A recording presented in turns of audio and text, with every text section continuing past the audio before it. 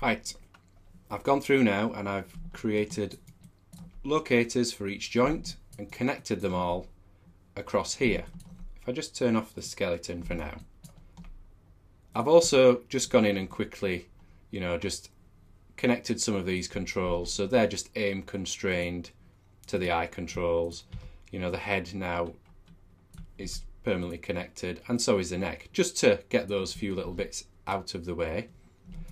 But as you can see over here now we've connected these across here. We can animate using the UI regardless of where the head is. Just moving that around like that. I can see now it's in and working. I probably need to work on the weighting for the eyebrows a bit just to smooth that out. But that's the beauty of this being with the joints. And it's things like this which you only notice once the face is actually being pulled and moved around. Maybe the weighting needs tidying up in a certain area, but that's not a massive job. So, got these driving the eyelids. And it's not just the X and Y. We can also move them in the Z if we wanted to. And if you want to connect the rotations as well, you can do that too, just to give you a bit more flexibility. So some of the controls, still don't work. We don't have our jaw control, the corner of the mouth doesn't work, and some of these others don't work. The nostrils do, the cheeks. So we're halfway there. We've got the joints in, we've got the blend shapes in, the joints are connected to the rig so that we can animate with the joints, but now we need to drive the blend shapes. And this is where, after all this time and the past few videos, we're finally going to get onto the utility nodes. And if you notice, we haven't used a set-driven key yet. It's all direct connections, the few, kept parent constraints, and that's it. So we've not used any set-driven keys yet. Saying that, it sounds like I'm against set-driven keys. I'm not against them at all. They are really useful tools. But I think in some instances, like this rig, the utility nodes really are much better to use. Okay, so let's just start wiring up the blend shapes. So as I said in the first video, we've got this control here, and we want it to pull the corner of the mouth around. So what we want to do is say, okay, when it goes up, we want to trigger the smile. When it goes out, we want to trigger the wide. And when it goes down, we want to trigger the frown. We can also say if we pull it in, it triggers the sort of the ooh sound or the pucker sound as well. So we need to tie that into the blend shapes. So let's go to our node editor. Like so. I'm just going to clear it. So I'm just going to select that control and I'm just going to bring that in. Don't need the shape node, so I'm just going to get rid of that just so it doesn't complicate things. I'm going to select the head when it's not referenced. Select the blend shapes and just bring that in. And get rid of everything else. We just want the blend shape node and the actual control. So we've got those two. What we're going to do is we are going to create a condition node. So you can right click create node, but a quicker way is just to press tab and start writing condition. That'll give you a list of the available nodes. So I'm just going to select condition and click enter. So I'm going to open the attribute editor just so we can look at this in a bit more detail. So basically how this node works is you have a first term and a second term. So you've got number A and number B. So the first term, what we could do is say the Y translation of the control. So when the control's moved up, that will be connected to the first term. So basically the value, as that control is moved up, that's the main value that we're working on. And that's what the condition node is checking for. The second term is just the number that it's going to be compared to. So you could pipe another attribute into it, but in this case we're going to leave this as 0. So what we're checking for is if the control is moved up above 0. So what we want is greater than. So if the first term is greater than the second term, then we have this colour is true value, which will be output. Alternatively, it will use the false value. So if I say, if we then use the out colour R, because basically these two are R, these two are G, and these two are B. And we're just working on the first one here. So if I say out colour R, and this is going to drive the blend shape. So we go to the weight, and then we go down to, so we're going to do the smile, aren't we? Oh, that's right down the bottom. So we'll do the smile left. So that's connected to the BS smile left. So basically, if the first term is greater than the second term, then it's going to use this value. So we want that value to basically trigger the blend shape. So the blend shape will move from 0 to 1. So for now, let's just pipe the translation value. Alright, let's just extend this. That's it. Translate Y,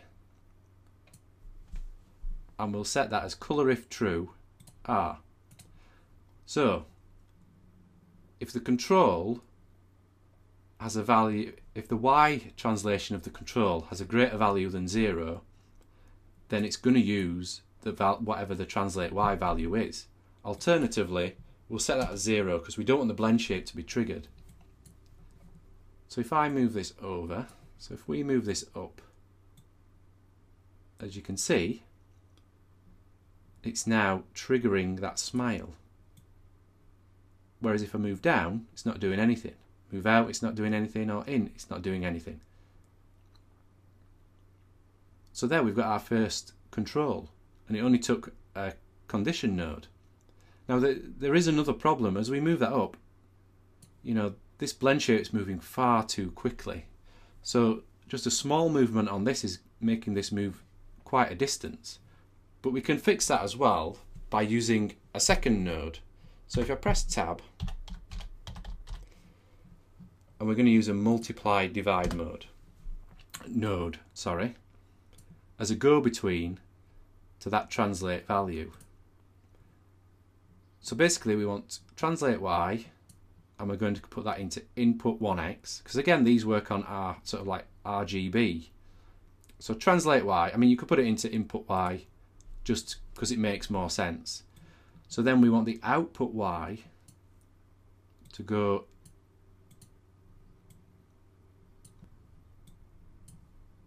some things that are connected. So output Y, and this was colour if true R.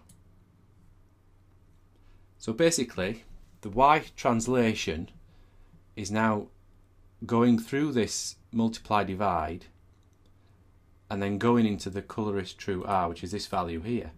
Now at the moment this value is being multiplied by 1, so it's no different. So if we set that to 0.5, so that's being multiplied by 0.5, so it should be halved. So if I select the condition, you can see there the value is half of this one. So now when we move this,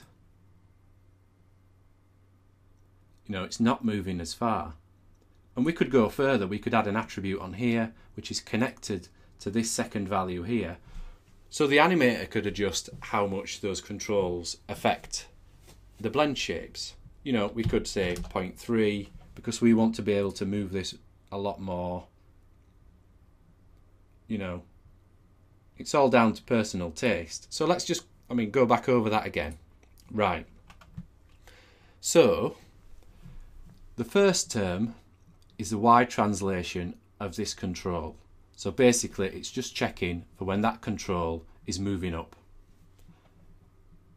Once it goes over 0, which is the second term, it's then going to output the true colour, the true value here. Otherwise it's going to set 0. So basically the blend shape will be set to 0.449 when it's moved, or you know, that value when it's moved in Y. Alternatively, it will be set as 0. this value is basically the translate y of the control. So as we're moving that control up, it's also triggering the blend shape to move gradually as the control's moving up. But it was moving too fast, so we used the multiply/divide node here to sort of reduce the amount of that information coming across. I hope that's sort of making sense. But yeah, that's basically how the condition node works. You've got your first term, and you can check whether it's going to be greater than or less than or any of these values here. But once those conditions are met, it outputs the true colour. Alternatively, it outputs the false colour. So what we have now is our smile. So let's go in and add the frown, which is exactly the same way. So I'm going to duplicate this. We should really be renaming nodes because it's important to rename them as you go. So let's say left smile condition, and we'll call this left frown condition.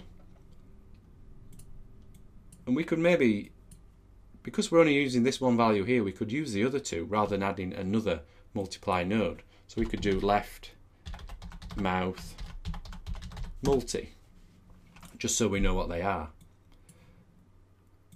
So we've got our frown condition in, and we can just, because we copied it, we've got those values, we can just set it up exactly the same. So we want it to be triggered when it moves in Y. So we'll set that as the first term, like so.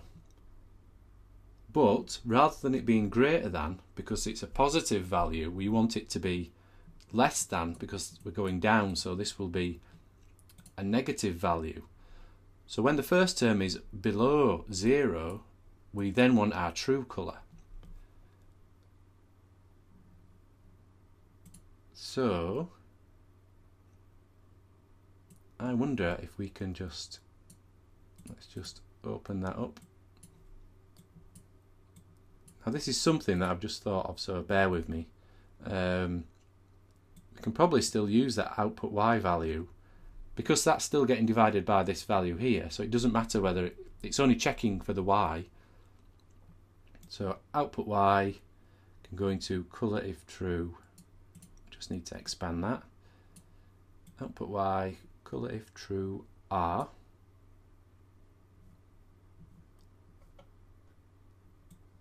No, we have to have a different value because that's setting that blend shape to a minus value there. So we'll get rid of that. So let's do translate y. We will set this as input x. Doesn't really matter, that the name has nothing to do with it. It's just putting it into a next slot. So that one, the middle one, xy, is being used for the positive y, so we want the negative to be here. So output x, colour if true r,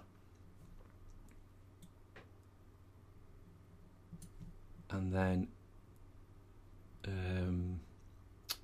out colour r will then go into the input weight,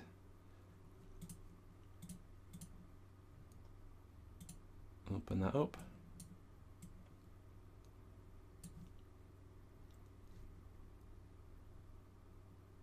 Out colour R goes into frown left. So you see, you know, we go up and we get the smile, but we've got the frown is just being inverted, and that's because we need to invert this value that it's being multiplied by. So if we set that to -1, so that's going to give us our smile and our frown. But again, it's moving too much, so we can just use the same value which we've got here for our positive translation, like so. So that's just toned that down a bit. So now if we move down, we get the frown, we get the smile, we get the frown, we get the smile, we get the frown. Now there's no X translations yet, but we can set those up in exactly the same way. But rather than like here, we had the first term triggered by the Y translation, we just trigger it by the X translation. You know, positive and negative. So they're just set up in exactly the same way. Now I'm not again. I'm not gonna go through every step of that being set up. So just repeat that for the X and Y translations. You know, to trigger the wide mouth and the pucker shape. We'll just use the pucker for now, or you could use the O. And then do it for the right side as well. So it's exactly the same setup, using these condition nodes, just to check what direction the control is going in. You know, and that will wire up those controls there. So another utility I just want to quickly touch upon, if I just bring back the skeleton, is what we're going to use to help the jaw control the jaw joint. So let's say rotate Z. Oop, that's the wrong. Okay, just had a bit of a break there, just to remove this. Basically, I'd added some groups in for the jaw controls.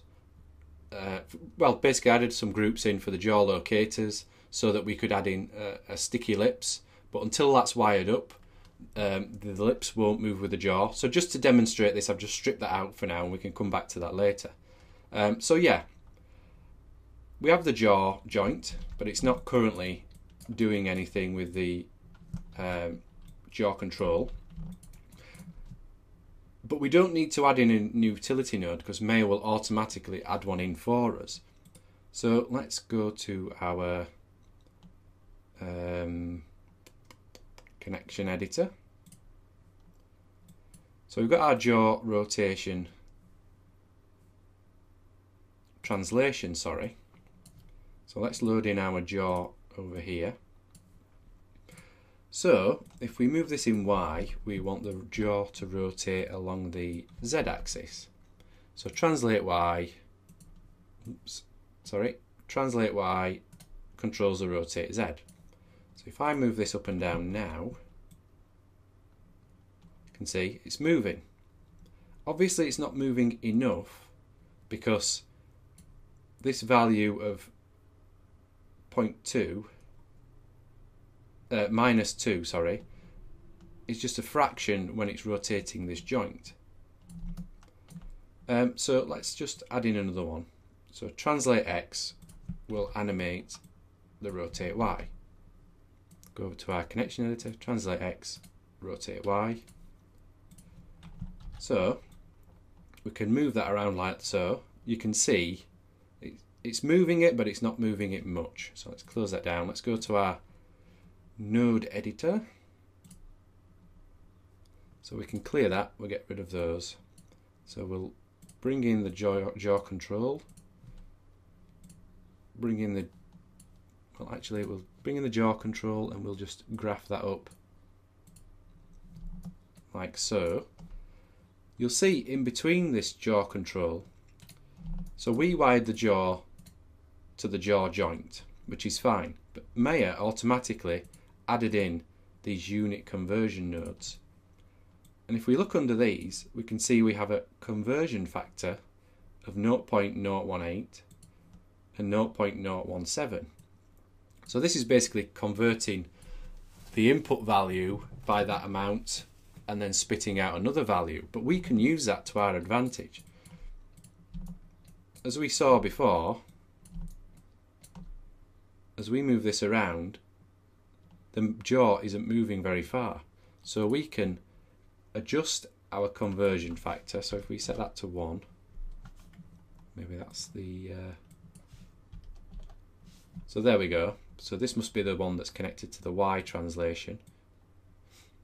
So now it's moving far too much, so we can go in and we can maybe set that to 0.1, maybe a bit more, 0.25.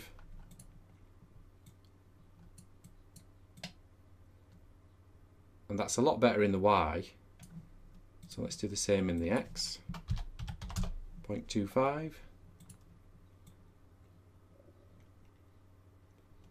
And there we've got those controls added in, and we didn't have to add any other utility nodes in there. That's in and that's working. You know, we can adjust these values, or alternatively connect those values to an attribute on the jaw control here, so that you can just control them in the channel box. Maybe there's another attribute in here that's called jaw movement or jaw offset, and then you can just control those directly from there rather than having to go into the attribute editor and adjusting them there. And that also means the animators can animate it too, so perhaps they want to pull this around but the jaw not move as much as it is, or they want it to move more. You know, it's up to them then. Because this control has been limited, you know, so it's not going to move outside that box. But that was just a quick, you know, demonstration of how to set up the jaw. So what I'm going to do now is leave you to go through and just work your way around the mouth, you know, connecting these up, you know, connecting that the smile, the frown on the right hand side as well, and then also adding the wide mouth and the pucker. Yeah, I think we'll leave it there because this video's gone on for long enough. You know, we've demonstrated the condition node, the multiply-divide node, and also the unit conversion node. So what we'll do is we'll pick things up in the next video, and we'll start looking at, you know, adding in, perhaps using a switch to create the sticky lips, which I mentioned earlier.